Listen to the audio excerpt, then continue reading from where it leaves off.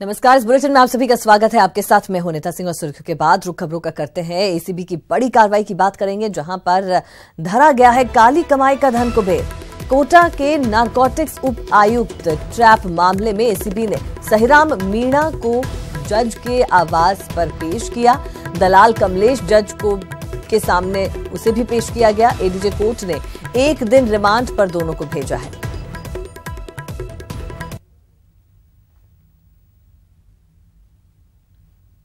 तो एसीबी ने बड़ी कार्रवाई को अंजाम दिया है। यहां पर काली कमाई करने वाला कोटा में नारकोटिक्स उपायुक्त को ट्रैप किया गया है।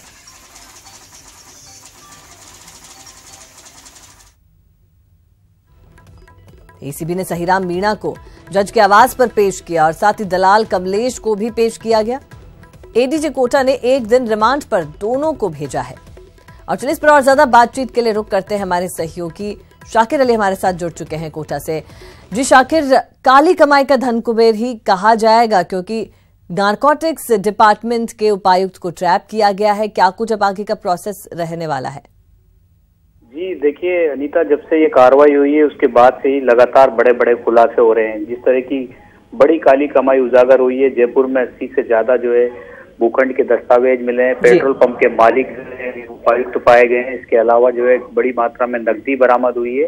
तो साफ तौर पर अब एसीबी ने आज 1 दिन के रिमांड पर जो है यहाँ पर इन दोनों को लिया है। जो दलाल है कमलेश और जो उपायुक्त है सहीराम मीणा, उन दोनों को भी कुछ देर पहले ही जज के आवास पर पेश किया गया और वहां से उनको 1 दिन के रिमांड पर लिया गया, क्योंकि अभी कई सारे जो दस्तावेज हैं उसके बारे में पूछताछ एसीबी को करनी है। और एसीबी चाहती है कि जिस तरह से खुलासे हो रहे हैं तो एक के परत दर परत जिस तरह से निकल कर आ रहे हैं सामने संपत्ति के खुलासे, तो कुछ और भी चीजें सामने आ सकती है। तो पूछताछ एसीबी की टीम अब 1 दिन और करेगी दोनों आरोपियों से, और उसके बाद में कल एक बार फिर वापस पेश किया जाएगा न्यायाधीश के समक्ष दोनों आरोपियों को, क्योंकि पूरा का पूरा मामला जो है जयपुर एसीबी की टीम जो है पूरी तरह से नजर रखी हुई थी। रडार पर ये दोनों लोग थे और 15 दिन से करीब इनके फोन भी सर्विलांस पर थे। तो जिस तरह से पूरी टीम भावना से ये काम किया गया है, उसी लिहाज से जो है पूरे मामला भी जो है उजागर हो रहा है। संपत्ति की उजागर शाकिर, हो सकता है और भी कई नाम यहाँ पर सामने है, क्योंकि दलाल भी इसमें शामिल है और खुद नारकोटिक्स उपायुक्त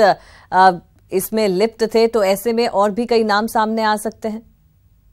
जी देखिए, नाम सामने आने को लेकर के अभी हमने कुछ देर पहले जब एसीबी के जो अधिकारी थे उनसे बात की, तो उन्होंने इस बारे में तो साफ तौर पर नहीं कहा। लेकिन जिस तरह का ये केस सामने आया है, क्योंकि अफीम मुखिया बनाया जाता है ग्रामीण इलाके में, जो अफीम किसान होते हैं उनके ऊपर वो अफीम मुखिया जो होता है वो कोऑर्डिनेटर का काम करता है नारकोटिक्स विभाग और अफीम किसानों के बीच में। तो जाहिर तौर पर ये जो पूरा का पूरा जो रैकेट चल रहा था वसूली का, तो साफ तौर पर इसमें कई सारे खुलासे होंगे, क्योंकि इससे पहले भी अफीम मुखिया बनाए गए थे, उनसे भी पूछताछ होगी। क्योंकि सहीराम मीणा की जिस तरह से अथाह संपत्ति निकल के आई है इस कार्रवाई के बाद में, तो कहीं ना कहीं बड़े खुलासे और होने की उम्मीद है। फिलहाल एसीबी की टीम जो है तमाम पहलुओं पर गहनता से जांच कर रही है, तमाम दस्तावेज खंगाल रही है, और कोटा में जो टीम है वो भी पूछताछ कर रही है। और जयपुर में भी उनके निवास पर जो जिस तरह से खुलासे हुए हैं, जिस तरह से संपत्ति काली कमाई जो उजागर हुई है, उस पर एसीबी के जो बड़े अधिकारी हैं वो भी पूरी तरह से नजर जमाए हुए हैं। जी शाकिर, बहुत शुक्रिया आपका इस तमाम जानकारी के लिए। तो एसीबी की बड़ी कार्रवाई से कहेंगे एक बार फिर से नकेल कसी गई है भ्रष्टाचारियों पर। काली कमाई का बड़ा खुलासा यहाँ पर हुआ है। आपको ये बता दें कि कोटा नारकोटिक्स उपायुक्त ट्रैप मामला है। सहीराम मीणा को जज के आवास पर पेश किया गया, साथ ही दलाल कमलेश को भी पेश किया गया है। 1 दिन की रिमांड पर है, जहां और पूछताछ होगी। और वहीं आपको बता दें पूरा नेक्सस है और भी कई नाम उजागर इसमें हो सकते हैं। और खबर अजमेर से, यहां के मसूदा में 2 युवक एक दुकानदार को करीब 90,000 की चपत लगा गए। 2 युवक दुकान में सोने चांदी के जेवर देखने के बहाने आए और देखते ही देखते करीब 90,000 का सोना चोरी कर फरार हो गए। पूरी घटना सीसीटीवी में कैद हो गई, जिसकी मदद से अब पुलिस आरोपियों की तलाश में जुट गई है।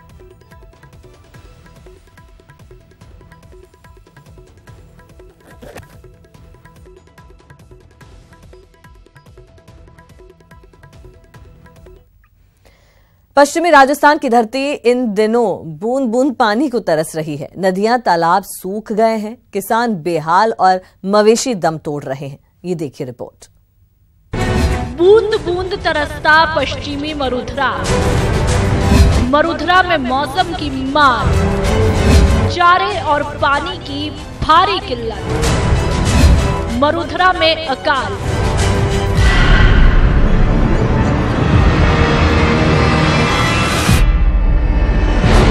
जी हां, पश्चिमी राजस्थान के बाड़मेर में अकाल जैसी स्थिति पैदा हो रही है।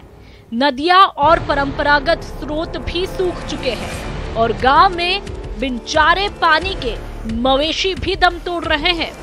इन मवेशियों के शव को देखकर अंदाजा लगा सकते हैं कि किसानों के सामने कितना बड़ा संकट है। हालात अब ये है कि ना तो इनके पास जानवरों के लिए चारे का इंतजाम हो पा रहा है और ना ही 2 जून रोटी का। कुदरत की नाराजगी के बाद अब इन्हें सरकार का ही सहारा है और आस भी। तो बहुत अच्छा है, सरकार से यही मांग है कि पशु शिविर खोले और पशुओं का बुरा हाल है, गाय बछड़े वगैरह सब मर रहे हैं भूखे, और कोई तो भगवान के वहाँ जा रहे हैं भूखा मर दे। हाल बाल तो हमें घड़ा जोर है, मोड़ा ही है, कहीं हाल बाल में कड़ा है, बरसात हुई को नहीं, पहाड़ है, सारा है नहीं, खावन का ध्यान मिला नहीं, मोंगियाड़ो बनो है, में क्या बात। लगातार 2 साल से कुदरत की बेरुखी ने किसानों को बेहाल कर दिया है। लिहाजा हालात को देखते हुए मौजूदा नई सरकार ने किसानों के कर्ज भी माफ किए हैं, लेकिन इसके बावजूद किसानों की परेशानी कम नहीं हो रही। फिर भी सरकार किसानों की हर संभव मदद का भरोसा दे रही है। जो अकाल पड़ा है उस अकाल के अंदर पूरे राजस्थान के अंदर मुआवजे की आकलन शुरू हो चुका है और तमाम किसानों को वो मुआवजा आने वाले दिनों के अंदर उनके खुद के खातों के अंदर ट्रांसफर कर दिया जाए। हालांकि अभी सर्दियों का मौसम है तो ये हालत है। स्थिति तब और चिंताजनक होगी जब गर्मियों के दिन शुरू हो जाएंगे। लिहाजा सरकार को भी इसके लिए व्यापक स्तर पर इंतजाम करने की जरूरत है, तभी किसानों को राहत मिल पाएगी। प्रेमदान, न्यूज़ 18 राजस्थान, जोधपुर। और नागौर से बड़ी खबर है, यहां जायल विधायक के स्वागत समारोह में विवाद। हिस्ट्री शीटर ने बोलेरो कैंपर चढ़ा दी। कैंपर से कुचले जाने से एक बालक की मौत हो गई, 3 बालक गंभीर रूप से घायल हो गए। पुलिस मौके पर पहुंच चुकी है। गाड़ी खड़ी करने को लेकर यहां विवाद हुआ था। जायल विधायक के पहुंचने से पहले ही यह विवाद हुआ था। जायल के खिराट गांव की घटना है।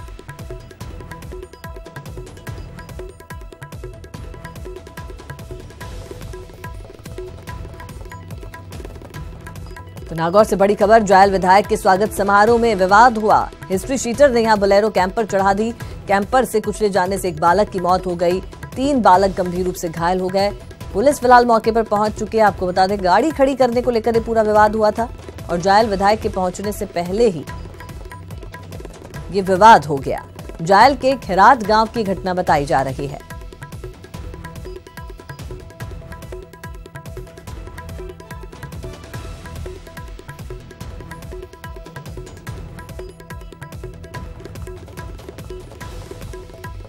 चलिए, इस पर ज्यादा बातचीत के लिए रुक करते हैं। हमारे संवाददाता महेंद्र विश्नोई हमारे साथ जुड़ चुके हैं। जी महेंद्र, क्या कुछ ये पूरा मामला रहा? फिलहाल पुलिस मौके पर पहुंच चुकी है। अनीता, ये खिराट गांव है जो जायल विधानसभा क्षेत्र का गांव है। यहाँ जो गांव के ग्रामीणों द्वारा एक कार्यक्रम रखा गया था जायल विधायक के स्वागत के लिए।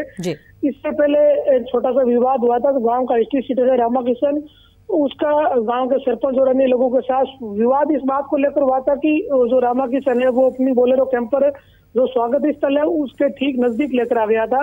तो गांव के लोगों ने उसे मना किया कि गाड़ी को जो थोड़ी दूर पार्क कर दे।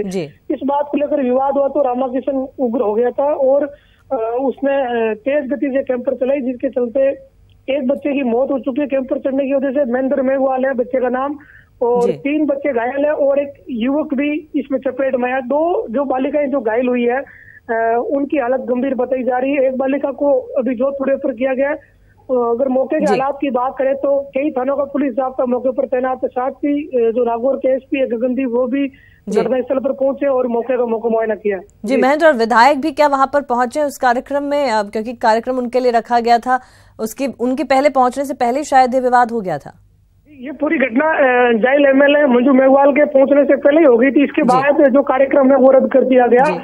मौके पर हालांकि भीड़ पहले से ही थी, लेकिन घटना के बाद भीड़ बढ़ गई थी और जब एक बच्चे की मौत हो गई और 4 घायल हो गए तो इस कार्यक्रम को भी वहां पर रद्द कर दिया गया। जी बिल्कुल महेंद्र, बहुत शुक्रिया आपका इस जानकारी के लिए। तो जायल विधायक के पहुंचने से पहले विवाद हुआ। किरात गांव की एक घटना बताई जा रही है। यहाँ पर हिस्ट्री शीटर ने कैंपर चढ़ा दिया और इसकी चपेट में आने से एक बालक की मौत होगी, साथ ही 3 बच्चे भी गंभीर रूप से घायल हुए हैं, ऐसी सूचना मिल रही है। फिलहाल मौके पर भारी पुलिस जाब्ता तैनात है। चलिए अब आपको मिलवाते हैं खुशबू कंवर जी से, जो कि मेजर हैं और दिल्ली के राजपथ पर 17वें गणतंत्र दिवस समारोह में असम राइफल्स के महिला सैनिक दस्ते का उन्होंने नेतृत्व किया था। वो हमारे साथ दिल्ली से जुड़ी हैं। सबसे पहले खुशबू जी, आपका बहुत बहुत स्वागत है न्यूज 18 राजस्थान पर, और आपको हम बधाई भी देना चाहते हैं कि आपको देखकर आज पूरा प्रदेश ही नहीं बल्कि देश गौरवान्वित अपने आप को महसूस कर रहा है। जी बहुत बहुत धन्यवाद। और खुशबू जी, सबसे पहले ये जानना चाहेंगे कि पहली बार महिला सैनिक दस्ते को इस बार गणतंत्र दिवस की परेड में शामिल किया गया था, उसका नेतृत्व करने का मौका आपको मिला। ऑफ कोर्स ये एक बहुत गौरवान्वित कर देने वाली फीलिंग है और किसी भी सैनिक के लिए इससे बड़ा दिन कोई नहीं हो सकता। किस तरह की भावनाएं, क्या कुछ मैसेज आप देंगी लोगों को, जो महिलाएं हैं जो सेना में आना चाहती हैं?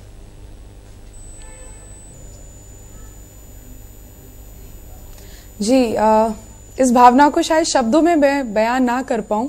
ये एक ऐसी भावना है जिसे आप केवल एक्सपीरियंस कर सकते हैं।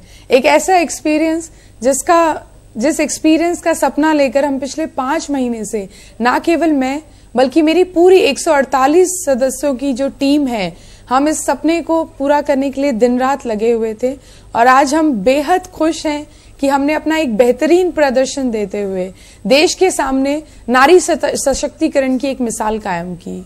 मैं पूरे देश की महिलाओं से उन्हें ये संदेश देना चाहूंगी कि सपने देखिए और पूरे जी जान से कोशिश कीजिए उन सपनों को पूरा करने की। आप किसी से कम नहीं है, आप बेहतर हैं। जी खुशबू, बिल्कुल आपने बहुत अच्छी बात कही कि आप किसी से कम नहीं, आप बेहतर हैं। शायद ये हर पूरी ही जो भारत है उनकी जो महिलाएं हैं जो अपने आप को प्रूव करना चाहती हैं, उनके लिए एक बहुत ही अच्छा मैसेज है। खुशबू, आपसे ये जानना चाहेंगे कि आपकी इंस्पिरेशन कौन रहा, क्योंकि राजस्थान से आप आती हैं, आपने राजस्थान का परिवेश देखा है जहां बेटियों को बहुत ज्यादा बढ़ावा नहीं दिया जाता, लेकिन ऐसे में सेना में जाना और इस तरह का कदम उठाना, सेना में जाने का जो जज्बा है, जो जोश है, वो आपके अंदर कहां से आया? किससे आपको इंस्पिरेशन, किससे आपको प्रेरणा मिली?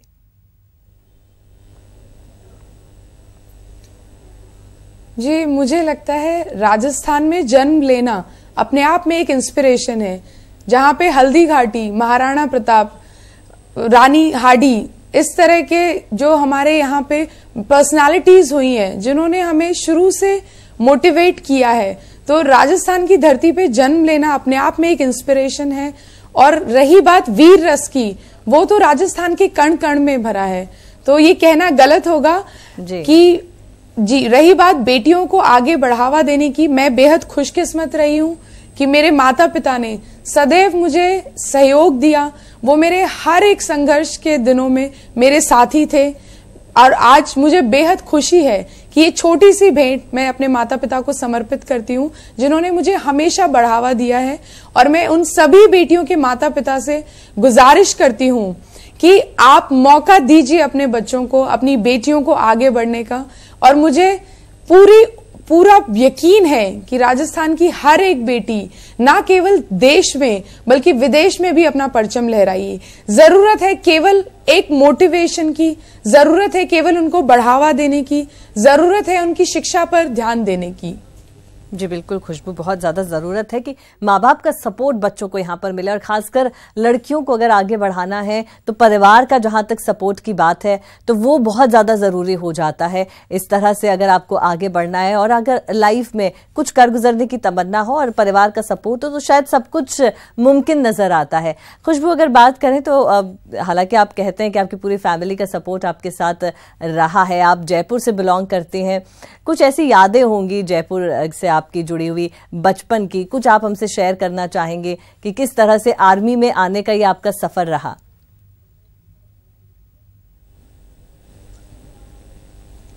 जी, जयपुर से जैसे ही जयपुर का नाम आता है आप देख सकते हैं मेरे चेहरे पे एक नेचुरली आप स्माइल देख सकते हैं, क्योंकि जयपुर में मैंने अपने जीवन के 22 वर्ष बिताए हैं, जहां पे मैंने अपनी स्कूल की शिक्षा, कॉलेज की शिक्षा, MBA जहां से मैंने किया है, मेरी पूरी शिक्षा जयपुर से हुई है।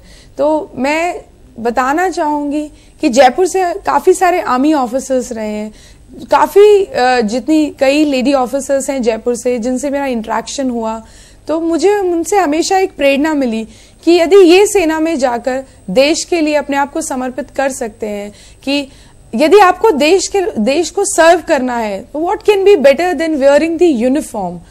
तो मुझे उनसे काफी इंस्पिरेशन मिली और मैंने कॉलेज के दिनों से ही ठान लिया था कि मैं सेना में जाने का अपना जो सपना है उसको पूरा करने के लिए दिन रात लगा दूंगी। जी खुशबू, वाकई में आपने अपने सपनों को साकार किया और साथ ही प्रदेश की और भारत की पूरी जनता को आज आपने गौरवान्वित महसूस करवाया है। बहुत शुक्रिया खुशबू कंवर जी हमसे बातचीत करने के लिए और न्यूज़ 18 राजस्थान पर आने के लिए। तो ये थी खुशबू कंवर जिनका दिल्ली में जिन्होंने राजपथ पर 17वें गणतंत्र दिवस समारोह में असम राइफल के महिला सैनिक दस्ते का नेतृत्व किया था और उनका जोश और जज्बा देखते ही बनता था। और चलिए सीधी तस्वीरें अब आपको दिखाते हैं। सीएम अशोक गहलोत बांसवाड़ा में मौजूद हैं, तस्वीरें आपके टीवी स्क्रीन पर हैं। आपको बताते इससे पहले उन्होंने त्रिपुरा सुंदरी मंदिर में दर्शन की, पूजा अर्चना की, प्रदेश की खुशहाली की कामना की। और अब तस्वीरें बांसवाड़ा की जहां पर आप तो कांग्रेस जिताने की बात करो, कांग्रेस के लिए कांग्रेस हमारी मां है, परंतु आपको अलग से साथ देना तो अलग से मिलना। कांग्रेस कैसे जीते वो बात करो, तो बाकी सब। मैं सर जयपुर आया था और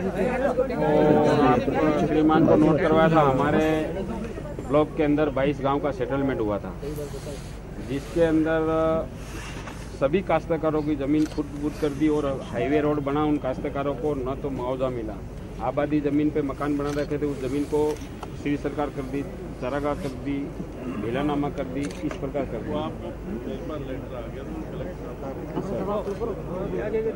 तो वहाँ क्या मैं बताऊँ, हम लोगों को